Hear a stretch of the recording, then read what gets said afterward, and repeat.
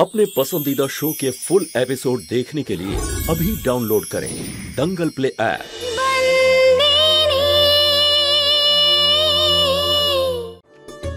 एक मिनट दाঁড়াও দাঁড়াও দাঁড়াও কি বানিয়ে আনলে দুজন দেখি তো একটু। মিষ্টি মালিক। হ্যাঁ চেখে দেখি কেমন হলো মিষ্টি। মিষ্টি একটু কম, তবে কেশর দিতে একদম কঞ্জুসি করবে না, পাক যেন ঠিক করে হয়। ছোট এলাচ গুঁড়ো করে দেবে। আর মিষ্টি যেন কম না হয়, বুঝতে পেরেছো? একটু বেশি হলেও আমি খেয়ে নেব। ঠিক আছে মালিক। চম্পা এই নিয়ে যা। হ্যাঁ খাও, তুমি খাও। মিষ্টি টেস্ট করতে গেছিলাম। মিষ্টি খেতে খেতে মিষ্টি শেষ হয়ে যাবে। আর ওই হালুইকরকে বোঝাতে বোঝাতে না সব নিজের পেটে চলে যাবে। কোন কথা নিয়ে হাসি ঠাট্টা চলছে শুনি? ধর্মরাজের বুদ্ধি দেখে বেড়ালকে দুধ পাহারা দিতে বলেছে। আমি তো তবু কিছু কাজ করলাম, তোমরা তো কোনো কাজই করতে পারলে না। কাজ আর কি দাদু, বিয়েতে তো একই জিনিস হয়, মেহেন্দি পর্ব, হলুদ পর্ব, বিয়ের পরে রিসেপশন।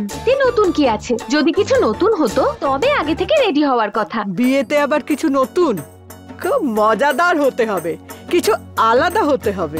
কিন্তু কি দিদা? আরে বিয়ে তো বিয়ের মতোই হবে দিদা, এতে আবার নতুন কি হবে? এখন তোরাল থাকলে নতুন কিছু বলে দিতে পারতো। দেখো এসে গেছে। দেখেছো দিদা, তুমি মনে করলে আর আমি চলে আসলাম। আমিও এটাই ভাবছিলাম যে বিয়েতে কিছু নতুন করা যাক, এই জন্য বাবাকে আইডিয়া দিয়েছি। উনি তো রাজি আছেন, এবার তোমরা রাজি হয়ে যাও। আচ্ছা সেটা কি তোরাল? দেখো সি, এবার আমি বলছি তোমাদের কি করতে হবে, শোনো। এই এক মিনিট, সুরাট এক্সপ্রেস একটু আসতে বল। আগে বল এই সিডিতে কি আছে? বলছি দিদা, এই দেখো আমি ভেবেছি আশীর্বাদের দিন আমরা সবাই ফ্যাশন শো করব। সব কাপল নিজেদের মতো করে আলাদা আলাদা সাজবে, যেমন সন্তু আর ডিএম আঙ্কেল, আমি হিতেন, কদ্দু সাশাং, আর দিদা তোমাকে আর দাদুকেও আলাদা সাজতে হবে কিন্তু। এই তোমার মাথা ঠিক আছে তো? দাদু আর দিদা ক্যাটওয়াক করবে, তাও এই বয়সে? হিতেন তো ঠিকই বলছে, এই বয়সে ক্যাটওয়াক করতে গেলে সেটা ফ্যাটওয়াক হয়ে যাবে, আমার দ্বারা ক্যাটওয়াক হবে না। কেন করব না? অবশ্যই করব, আমরা ফ্যাশন শো করব। ইয়েস। আমি তো বলবো এটা খুব খারাপ আইডিয়া। আর যদি আমরা সবাই রাজিও হই, বাবাকে কে রাজি করবে? আরে সন্তু রাজি করাবে, আবার কে? না না, আমি রাজি করাতে পারবো না।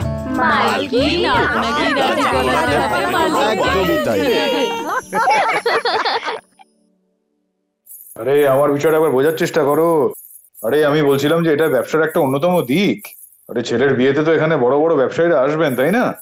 হ্যাঁ, কোনো কিছু খামতি যেন না থাকে। এক মিনিট ধর তো ফোনটা। এই মেয়ে, কোথায় যাচ্ছিস? মালিক আপনি কাজের কথা বলছেন, আমি পরে আসবো। এদিকে আয়, শোন। হ্যাঁ পরে কথা বলছি আমি, ঠিক আছে? এদিকে আয়, কথা বলা হয়ে গেছে আমার, এবার তুই বল।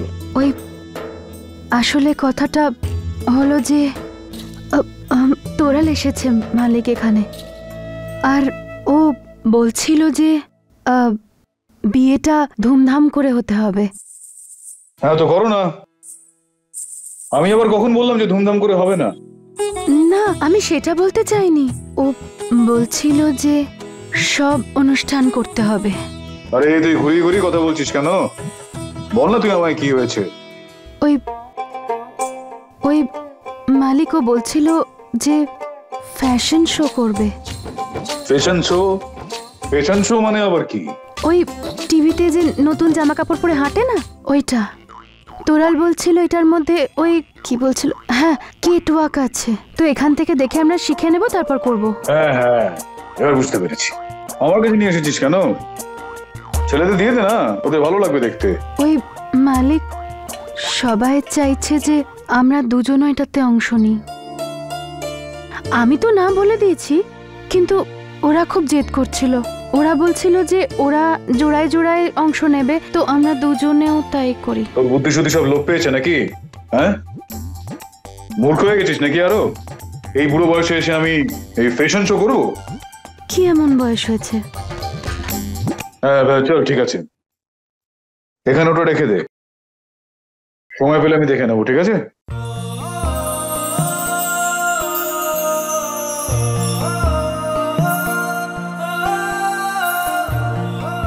রাখো মালিক।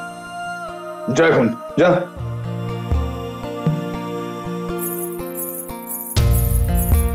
মনে হচ্ছে যেন বিদেশের হাওয়া এসে হু হু করে লেগেছে আমার এই ধর্মপুরে।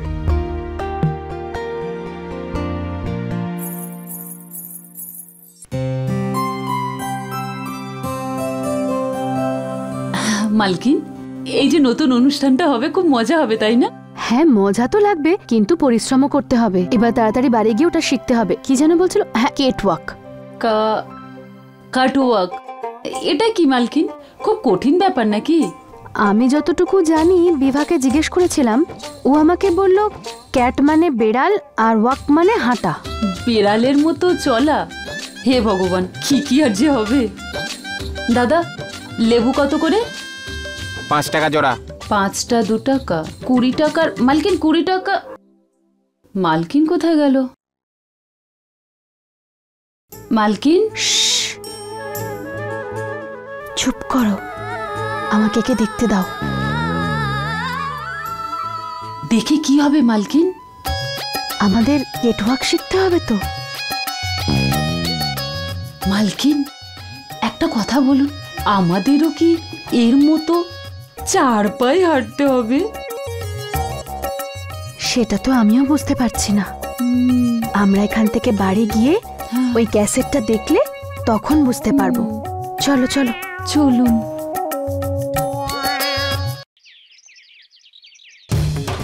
ভুল বুঝবেন না, আমায় ক্ষমা করবেন, এটাকে বেচতে পারবো না। বড়দিদি, আজকাল এরকম লকেট কোথায় আর পাওয়া যায়? সেটা প্রায় 20 বছরের পুরনো।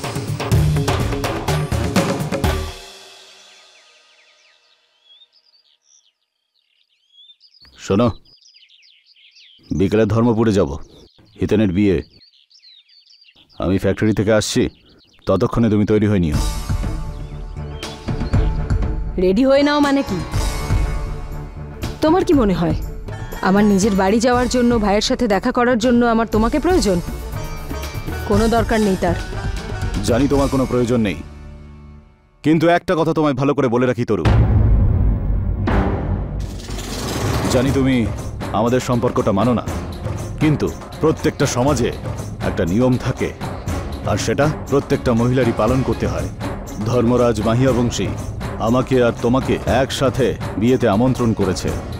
যদি আমরা একসঙ্গে ওখানে যাই, তাহলে ওনার কথার সম্মান থাকবে।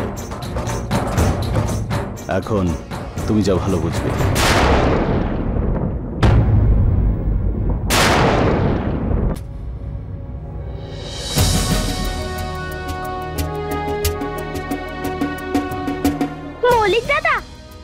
মৌলিক দাদা কোথায় ছিলে? কখন থেকে আমি তোমায় খুঁজছি। শান্তু আর বাবা ভিডিও দেখে নিয়েছে, তুমি একবার দেখে নাও। মৌলিক দাদা, আমি কোনো সিডি ফিডি দেখতে চাই না এখন। কি মৌলিক দাদা, হিতেন দাদার বিয়ে, আমরা ফাংশনে কত মজা করব, আর তুমি এখানে মন খারাপ করে বসে আছো। আমরা তো ফ্যাশন শো করব, সিডিটা তুমি দেখে নাও। দেখবো না বললাম তো একবার আমি, তুই বুঝতে পারিস না একবার বললে?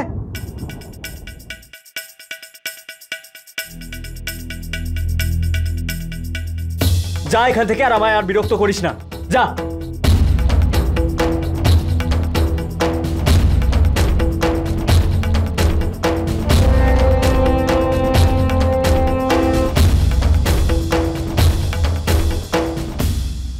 মৌলিক, তুই বিবাহের উপরে রাগ কেন দেখাচ্ছিস?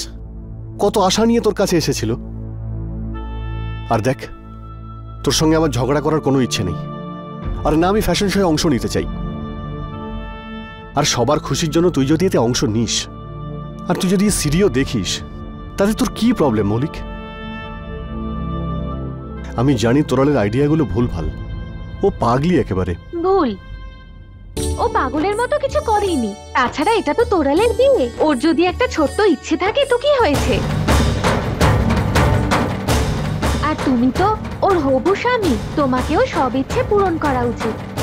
এই কথাটাও একদম ঠিক। তোমরা বসে ক্যাসেট দেখো, আমি চা বানিয়ে আনছি। চলো।